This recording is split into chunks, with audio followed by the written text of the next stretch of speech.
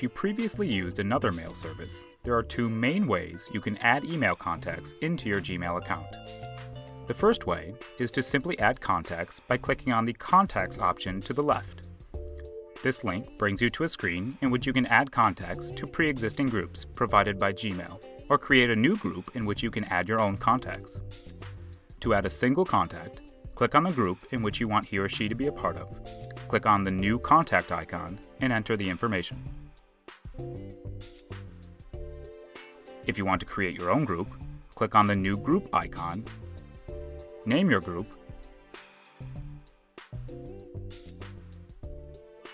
and then follow the steps previous to add individual contacts. If you have a lot of contacts, however, and don't have the time to enter them one by one, Gmail allows you to import them en masse.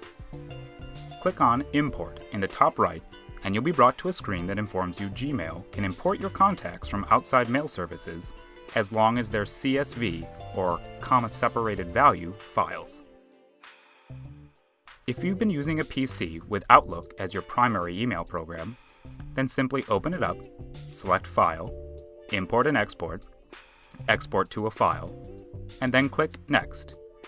Select comma-separated values as your output format, and click Next again.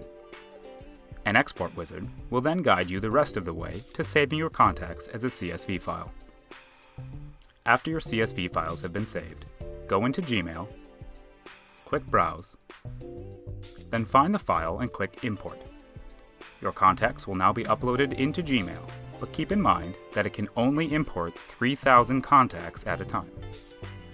If you're importing contacts from an Apple address book, you'll see that Gmail prompts you to download a utility called A to G, since simply exporting your contacts out of Address Book will not create a CSV file.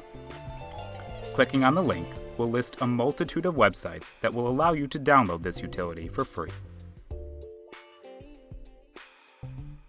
Once downloaded, unzip the file, open it up, and simply click on Export to Desktop, which will export a CSV-based file from your address book onto your desktop. Back in Gmail, click Browse, find this CSV file, and click Import.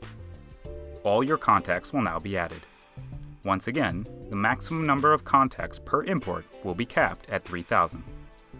If you're looking to import contacts from other mail services such as Outlook Express, Yahoo, or Hotmail, a simple Google search of Import Contacts to Gmail will provide you with methods for each service. Gmail contains other subtle features that make organizing and writing your emails a snap. For instance, the nested email display allows you to keep track of every correspondence between you and a friend, giving each reply its own tab that can be opened and reviewed in case you need to backtrack through old emails to recall a small detail of information. After 100 correspondences, the email will break and begin a new chain. The autosave function, which occurs regularly while creating emails, will automatically save a draft of your email every few minutes to ensure you have a backup should your web browser crash or you're away from your computer for an extended period of time. If you need to abandon an email partway through but want to return to it later, you can manually save by clicking on Save Now at the bottom of the screen, or by using the keyboard shortcuts Ctrl+S on a PC and Command+S on a Mac. To retrieve a saved email, simply find it in your Drafts folder where you can continue composing or discard it.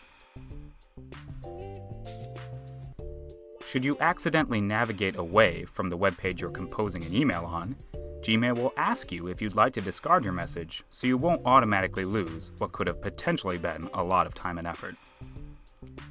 Even with these and all its other features stripped away, Gmail still offers essentially the same functionality and usability as other web-based services, but can be accessed anywhere as long as you have connection to the internet. You're not tied to any specific computer as you would be if you were using a default program like Outlook or Mail. One of the most important things you can do with Gmail is add a signature to your email messages. Think of it as a professional courtesy to your email recipients. Your signature should include your name, your email address, and your preferred telephone number. If you're using Gmail for business, you should be sure to include your title and your company name and any other important information that will help people contact you. Now, when I usually bring this up, someone says, "Hey, why do I need to put my full name, email address, and phone in a signature?" All the people have to do is hit reply if they want to respond. Well, yeah, that's true, but what if they need your address so they can come to your office for a meeting? Or what if they've forgotten to put your cell number into their address book? Do yourself and the people you correspond with a favor and add a complete, text-only, clear and simple signature to your Gmail account. Now, there are quite a few keyboard shortcuts for Gmail power users, but one of my favorites is Gmail's mute function. Have you ever found yourself subscribed to a mailing list where the current conversation had nothing to do with you? You didn't want to unsubscribe, but you needed some way to stop the friendly spam. Well, that's Gmail's mute function. Select a message in the thread and hit the M key to auto-archive. The thread will stay muted until you unmute it. It'll also unmute itself if your address appears in the to or the CC box. Here are the most important takeaways from this lesson.